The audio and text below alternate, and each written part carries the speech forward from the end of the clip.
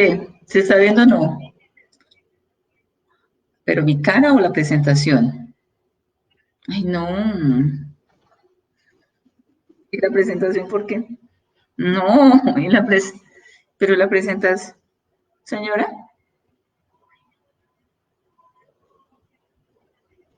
No, os puede llamar a este muchacho porque no está en la presentación.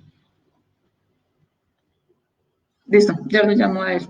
¿Y se está escuchando lo que estamos hablando o qué?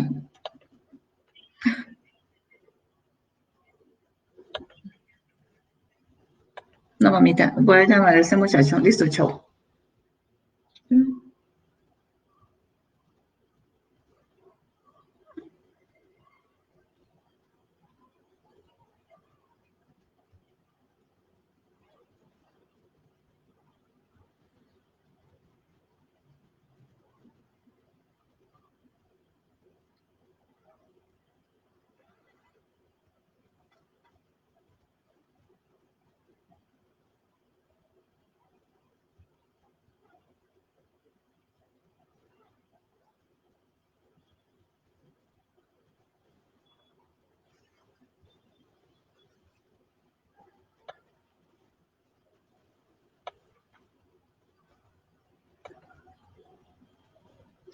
Johan, es que John, te estoy cambiando el nombre. No se está viendo la presentación.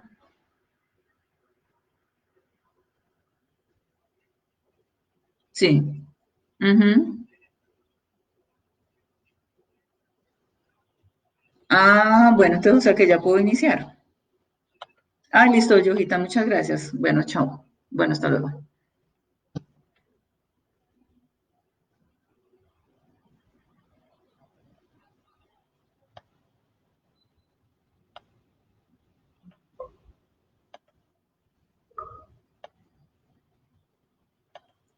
Cordial saludo, les estamos comunicando de la Facultad de Ciencias Empresariales del programa de Contaduría Pública Presencial.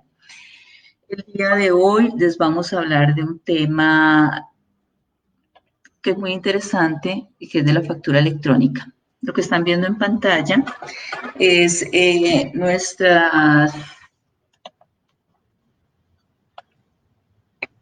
nuestros datos para que nos ubiquen. Resulta que en el programa de Contaduría Pública tenemos un convenio con la Dirección de Impuestos y Aduanas Nacionales que consiste en que nuestros estudiantes de contaduría realizan las prácticas profesionales.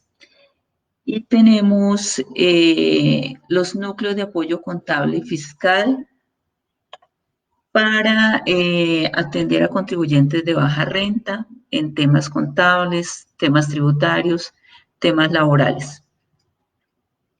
Como se ve en la presentación, nuestros datos de contactos mientras estamos en la cuarentena es nuestro correo electrónico consul.empresarial@uniminuto.edu.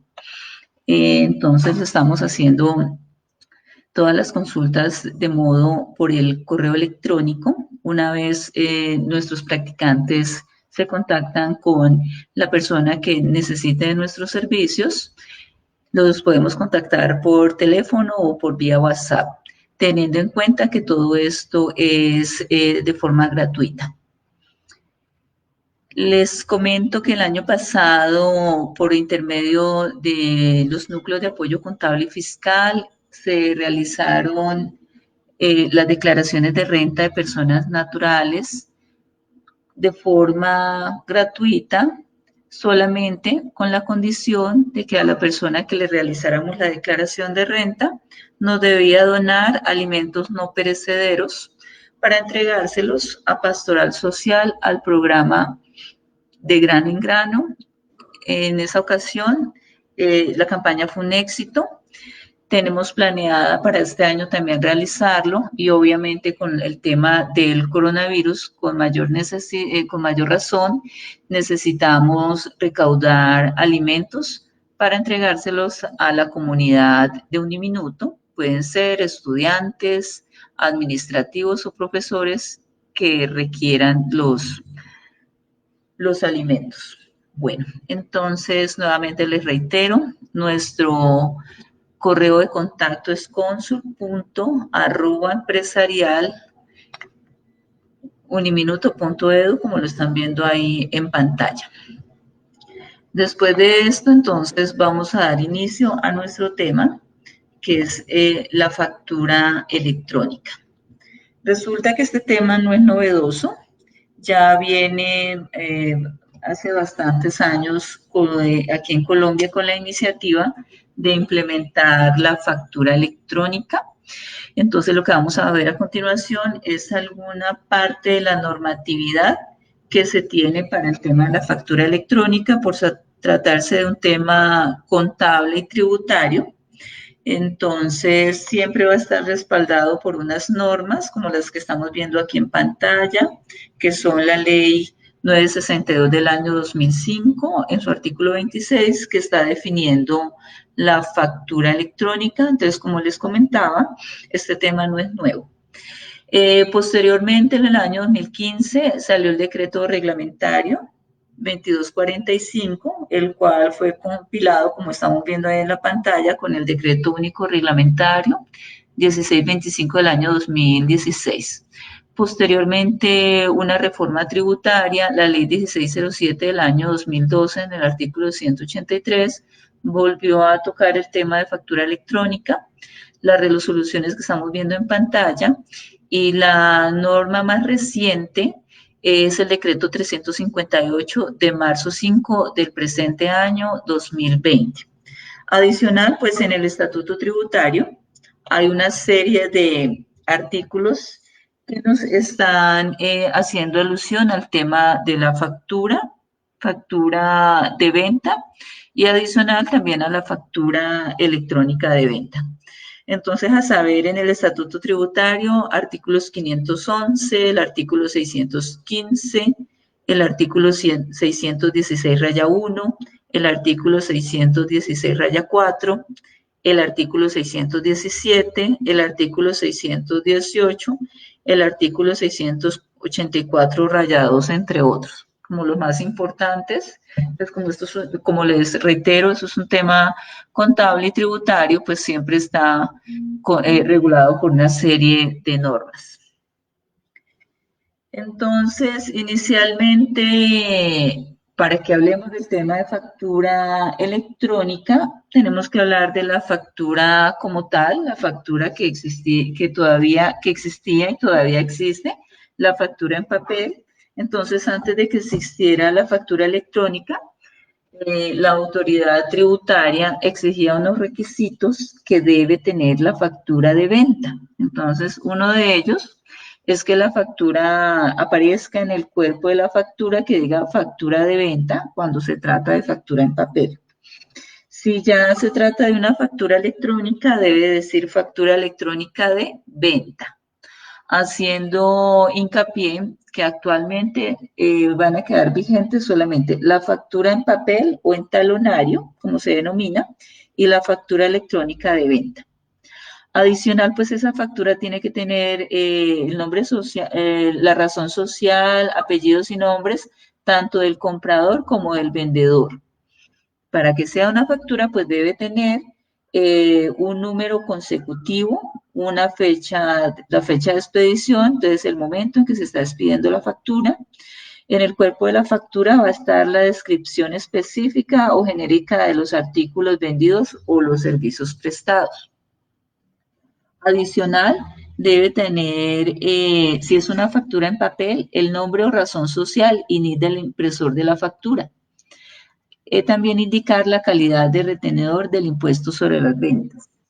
¿De por qué tantos requisitos para la factura de venta o la factura electrónica de venta? Todos esos requisitos es para evitar el tema de la evasión de impuestos, teniendo en cuenta que hay unos actores muy importantes ahí obligados a facturar son aquellos responsables del impuesto de IVA y del impuesto nacional al consumo. Entonces, básicamente, esos son los más obligados, pero más adelante vamos a ver que también hay otros que están obligados. Entonces, ¿por qué deben facturar los responsables de esos impuestos? Como les mencionaba, que es para evitar el tema de la evasión de los impuestos. Aquí en pantalla pues estamos viendo una definición de la factura electrónica. Entonces, como les comentaba, la factura electrónica va a ser la misma factura de venta, pero pues en este caso su generación y transmisión a la administración de impuestos y el envío al cliente pues va a ser por medio electrónico. Entonces, ahí podemos ver la definición que encontramos acá, que es una factura electrónica. Adicional, como ya lo mencioné, el decreto 2242 del año 2015, que está reglamentando también el tema de la factura electrónica, pues también nos está dando aquí unas definiciones, que es un documento que soporta transacciones de bienes y o servicios, igual como lo decíamos, cualquier tipo de factura donde se está constando la venta de un bien o un servicio. Pues como ya lo dijimos, que su transmisión se va a hacer es directamente por sistemas computacionales o soluciones informáticas. Bueno, entonces aquí en la siguiente presentación hay un modelo de una factura electrónica de venta. Esta les pidió una empresa reconocida, pero para temas académicos le hemos quitado el nombre. Entonces, como podemos apreciar, dice factura electrónica de venta. En la parte superior está la fecha, la hora, los minutos y los segundos en los que les fue expedida la factura. Entonces, aquí solamente tenemos la parte inicial de la factura. Esa imagen que se ve ahí en el centro es el código QR. Entonces, el código QR, mediante la lectura de ese código, vamos a tener la información ahí de la factura electrónica de venta, en la cual garantiza la integridad de esa factura, que no va a ser alterada por ningún hacker, sino que se garantiza que esa factura es propiamente una factura original. Entonces, así se vería en forma física una factura electrónica de venta. Resulta que las facturas electrónicas también, y no solamente la factura electrónica, sino cualquier factura, la en papel, también la complementan las notas débito y las notas crédito. Entonces, en el evento en que se deban emitir notas débito o notas crédito, pues estas también se harán por el mismo mecanismo en que se elabora la factura electrónica de venta. El lenguaje que se utiliza para la transmisión de estos documentos es un lenguaje que se llama XML, que es el lenguaje que utiliza la Dirección de Impuestos y Aduanas Nacionales para la transmisión de la información. En la siguiente presentación podemos observar el ciclo de vida de una factura cuando se hace una factura en papel y cuando se realiza una factura electrónica. Entonces, en la forma tradicional, cuando se elabora una factura en papel o en talonario, pues lo primero que todo es que hay que generar la factura. Imprimir la factura, lo cual implica un gasto de papel y gasto de tinta. No solamente se imprime una sola copia de la factura, sino varias copias. Después hay que archivar esa factura y, de acuerdo al Código de Comercio, esos documentos deben conservarse durante un tiempo, unos años considerables. Entonces, ¿esto qué hace? Pues que la organización se ocupe espacio guardando sus archivos físicos. Después, si se decide enviar la factura por correo, pues eso va a implicar también un gasto, que es pagar el correo, o si se va a utilizar un mensajero, pues entonces el envío del mensajero desplazarse hasta el sitio donde va a radicar la factura. Posteriormente de que se radica la factura, en la organización donde reciben la factura, pues deben recibir la factura, autorizarla y después de eso contabilizarla, hacer su tramitación manual, incorporarla a la contabilidad y por último generar el pago. ¿Qué pasa con las facturas físicas? En ocasiones en la organización se puede extraviar la factura, la pueden engavetar, entonces el tiempo de cobro por parte de quienes pidió la factura pues va a ser más largo. Mientras que si se hace por la factura electrónica, pues se va a generar la factura, se va a enviar directamente al cliente eh, por internet, va a recibir la factura, va a aparecer ya registrada, entonces en las organizaciones, de acuerdo al software contable que haya, ya la factura inmediatamente que es recibida, en algunas ocasiones, ya puede de una vez quedar registrada. Y después lo último que se da es el pago. Entonces vemos que acá que el ciclo de vida tiene esas ventajas, que va a ser más corto. Adicional, pues también hay otras ventajas de emitir factura electrónica que elimina el riesgo de pérdida de documentos físicos, hace eficiente la gestión documental, como ya lo decíamos, no hay que tener archivos físicos. Se hace un cuidado y protección del ambiente porque ya no se va a utilizar papel.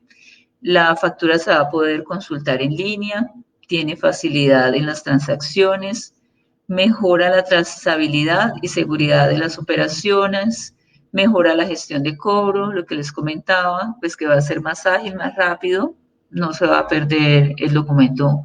En la parte física, pues el documento en algunas ocasiones se extraviaba, con la factura electrónica no lo va a hacer, ahorro en costos de impresión, despacho y almacenamiento también lo va a tener, procesos administrativos más rápidos y una mejor relación entre los clientes y los proveedores.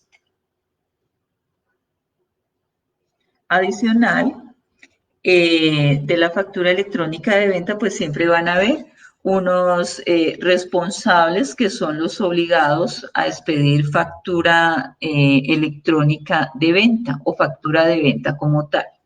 Entonces, como ya lo mencionaba, los responsables del impuesto de IVA, los responsables del impuesto nacional al consumo, como les decía, ¿por qué? Que es el medio para evitar la evasión de estos impuestos, todas las personas o entidades que tengan la calidad de comerciantes, que ejerzan profesiones liberales o presten servicios y enajenen productos de actividad agrícola o ganadera, los comerciantes, los importadores, los tipógrafos, los litógrafos, los contribuyentes que estén inscritos al régimen del sistema simple. Y como primicia, a partir del 1 de septiembre de este año, los distribuidores minoristas de combustibles deben ya expedir factura electrónica de venta. Adicional, pues como hay unos responsables que deben emitir factura de venta, hay otras organizaciones o personas naturales o jurídicas que no deben expedir factura de venta. Entonces, como tales, los bancos, las corporaciones financieras, las compañías de financiamiento, las cooperativas de ahorro y crédito, las personas naturales no responsables de IVA y no responsables del impuesto al consumo, las empresas constituidas como personas jurídicas o naturales que presten el servicio de transporte público urbano, las personas naturales vinculadas con una relación laboral. ¿Eso qué quiere decir? Que los asalariados y pensionados, pues por el pago de sus salarios o de sus pensiones, pues obviamente no necesitan emitir factura de venta. Entre otros, esos son algunos que no están obligados a emitir factura de venta. Adicional a la factura de venta, todavía sigue vigente algunos documentos equivalentes a la factura de venta. Entonces, dentro de estos documentos equivalentes a la factura de ventas, está el tiquete de máquina registradora con el sistema POS, las boletas de ingreso al cine, los tiquetes de transporte de pasajeros, los extractos que emiten las entidades financieras, los fondos de pensiones, entre otros. El tiquete o billete de transporte aéreo de pasajeros, o sea, los tiquetes aéreos. También el documento en juegos localizados, ¿eso qué quiere decir? Como los bingos, los videojuegos, los operadores de casinos. Eh, También es un documento equivalente a factura de venta, la boleta, fracción, formulario, cartón, billete o juegos de suerte y azar, documentos pedidos contra el cobro de peajes, o sea que cuando pasamos por un peaje, el tiquetico que nos dan allá, eso es un documento equivalente a la factura de venta. El documento es pedido para los servicios públicos domiciliarios, entonces cuando nos llega la factura de los servicios públicos, entonces eso no es una factura, sino un documento equivalente a factura de venta.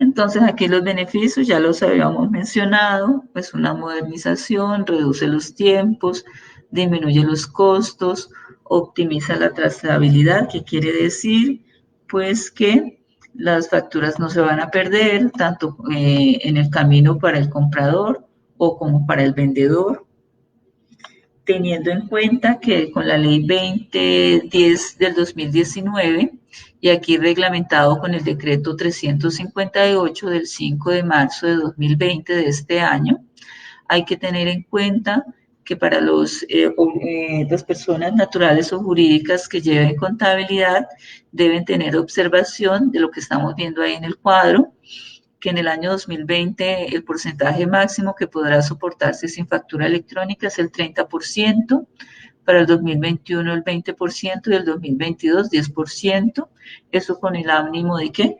Pues de bancarizar todos los servicios electrónicos y en un futuro pues podría ser que ya la factura en papel o en talonario pues entre en desuso, pero como les comento todavía está vigente la factura de venta en papel o talonario. Adicional, como les comentaba, hay unos aspectos técnicos de la factura electrónica de venta, como lo hacen allá con la administración de impuestos. Entonces, eso tiene un lenguaje. El lenguaje se llama XML, que es la transmisión de esos documentos para la administración de impuestos, pudiéndose hacer de dos maneras. En la primera, como lo estamos viendo, donde el mismo responsable de facturar proporcione su propia solución de facturación. Entonces, en este caso, ¿quién lo podría hacer? Los ingenieros de sistemas. Entonces, si es una empresa de sistemas y ellos pueden hacer su solución de facturación, lo pueden hacer. Pero ¿qué pasa con las personas naturales y jurídicas que no cuentan o no saben de esos temas tecnológicos? Entonces deben recurrir a un proveedor tecnológico. En la página de la DIAN, www.dian.gov.co, más adelante les voy a mostrar, hay un micrositio para el tema de factura electrónica. Allá aparece el listado de los proveedores tecnológicos, los que están autorizados, entonces, ¿qué es un proveedor tecnológico?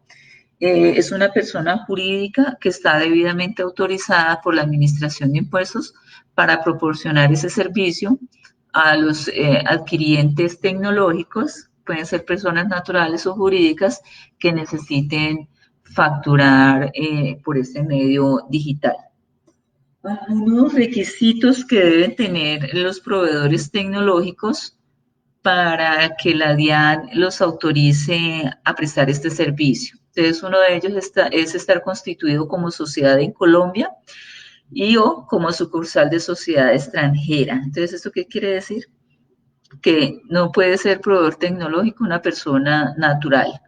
Estar inscrito en el registro único tributario. En Cámara de Comercio, registrar en el objeto social las actividades de generación, entrega y transmisión en el proceso de expedición de la factura electrónica de venta, sí, sin perjuicio de inclusión de otras actividades. Entonces, ¿qué quiere decir? Que cuando se vaya a consultar su certificado de constitución y gerencia en el objeto social, debe estar claramente expresado lo que les acabé de mencionar. Adicional, también tiene unos requisitos muy especiales como tener un patrimonio, entonces un patrimonio contable como, que sea igual a superior a 20.000 VTs. Obviamente tiene más requisitos, pero pues para no extendernos más en el tema, pues no vamos a entrar en detalle. Igual, toda esa información está contenida en el artículo 358 del 5 de marzo del 2020. También está contenida en el decreto 2242 del año 2015, que fue en la presentación allá arriba donde mencionábamos las normas, allá está contenido ese tema. Bueno, entonces adicionalmente acá, vamos a pasar aquí la presentación. En la presentación donde estamos viendo, en la parte superior derecha, estamos viendo ahí una serie de números y letras ahí. Entonces, esa es en la forma en que se presenta el lenguaje XML. Entonces, así si lo vamos a visualizar en forma física, así se vería el lenguaje XML. Pero igual, entonces, está traducido en una factura electrónica. Resulta que para el tema de factura electrónica, han habido muchos intentos de implementarla para los obligados y la DIAN en ocasiones ha aplazado esa implementación teniendo en cuenta que los grandes contribuyentes responsables de IVA ya están facturando por factura electrónica. Entonces, aquí en la siguiente presentación lo que estamos viendo es el nuevo calendario para la implementación de la factura electrónica que está por estos días vigente. Como les mencionaba, en la página de la DIAN, www.dian.gov.co, en la página principal, bajando en la parte inferior de la página principal, encontramos, como podemos ver, que dice factura electrónica y encontramos el micrositio. Entonces, el micrositio tiene una serie de información respecto a la factura electrónica. Entonces, este micrositio, ¿para qué? Para las personas que no tengan capacidad de contratar un proveedor tecnológico. ¿Qué es el proveedor tecnológico? Pues la persona jurídica que le va a prestar el servicio de emitir la factura electrónica, enviársela a su cliente y a su vez reportarla en la DIAN. Entonces, la DIAN proporciona ese servicio de manera gratuita, haciéndolo ahí por la parte donde dice habilitación. Debe cumplir una serie de requisitos de la empresa, pues el NIT y otra serie de requisitos en la cual la persona natural o jurídica que esté obligada a facturar o que no esté obligada, pero decida hacer la facturación electrónica, entonces se ingresa ahí por el micrositio de habilitación y por ahí puede empezar a hacer las pruebas para ya empezar a hacer su tema de facturación electrónica. Entonces, nuevamente, para no hacernos tan extensos en esta charla, les recuerdo que les habló Carolina Castañeda del programa de Contaduría Pública Presencial, en el cual tenemos un proyecto que se llama Núcleo de Apoyo Contable y Fiscal, donde los podemos apoyar en temas contables, tributarios y laborales completamente gratis. Nuestro correo es consul.empresarial@uniminuto.edu. Nos escriben al correo y después los contactamos, bien sea vía celular o vía WhatsApp, cuando se necesita que su consulta deba ampliarse, teniendo en cuenta que estamos autorizados por la Dirección de Impuestos y Aduanas Nacionales para prestar este servicio porque tenemos un convenio con la Dirección de Impuestos y Aduanas Nacionales. Entonces, hasta aquí damos por terminada nuestra transmisión. Muchas gracias por la atención.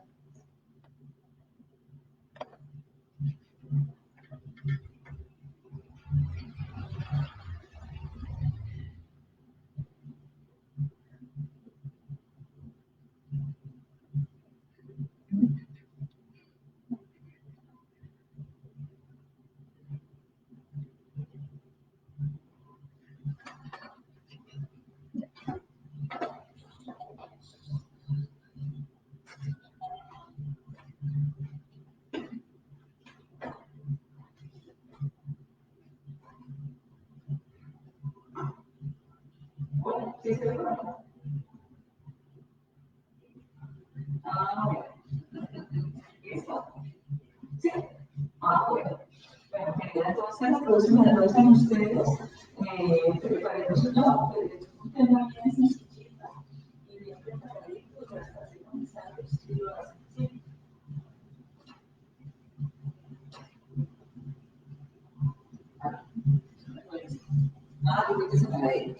entonces, sí, no puedo prepararnos con tiempo, con mis 15 años de anticipación, bien preparados, si necesitan aprenderse o sea, de memoria, lo aprenden de memoria.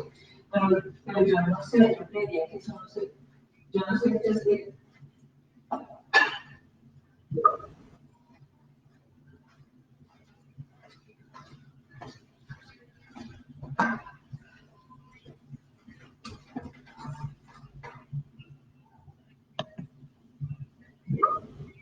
Ah, pero es que es lo que yo no sé y habría que averiguar si esto, por ejemplo, varias personas al tiempo se pueden entrar para compartir.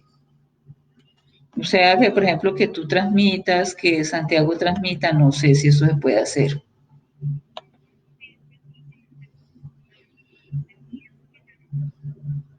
Pero yo no sé, ahí Luisa, ¿y eso se ve quién está ahí viendo la presentación o no?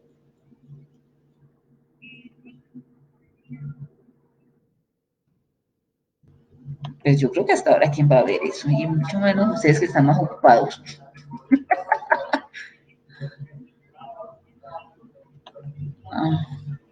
Ah, ah, entonces sí, dice 33 minutos, porque este chico me dijo que no me extendiera más, que eso no era tan largo.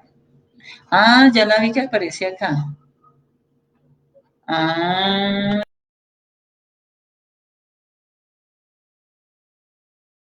otra vez. Y me acordé que en el chat que ustedes habían hablado de la campaña de grano en grano, entonces dije, voy a volver a hacer lo mismo.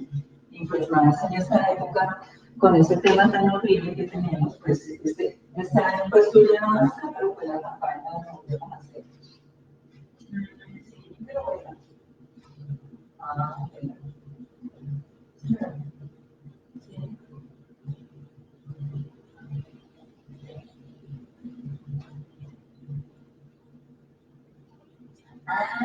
Sí, es que voy a explicar el tema del procedimiento 1 y 2 de retención de campaña. Entonces,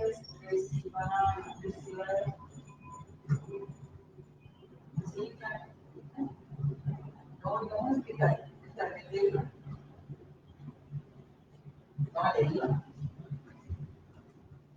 porque es que me dijo, yo creo que ustedes todavía tienen plazo. No, hoy es el de IVA, tenía la manito el estatuto de este año, ¿está? Y tenía la manito de trabajo. No, yo tengo ese canal, ahorita que entremos a vacaciones, me doy el correo donde está todo lo de declaración de renta y ahí hay los videos. Y están no, están los ejercicios, entonces también les voy a subir. Sí, señorita, ahí están las tres. Me falta hacer el video de la cédula de dividendos y me toca hacer el de pensiones, pero ya tengo el de cédula general.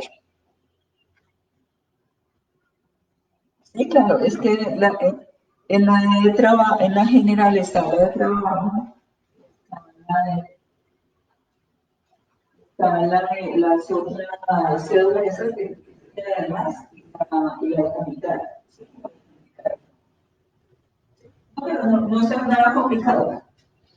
O sea, la base de dinero, los límites siguieron siendo lo mismo. Tú como no estás en la marca, no sé por qué lo vas a hacer en mi casa.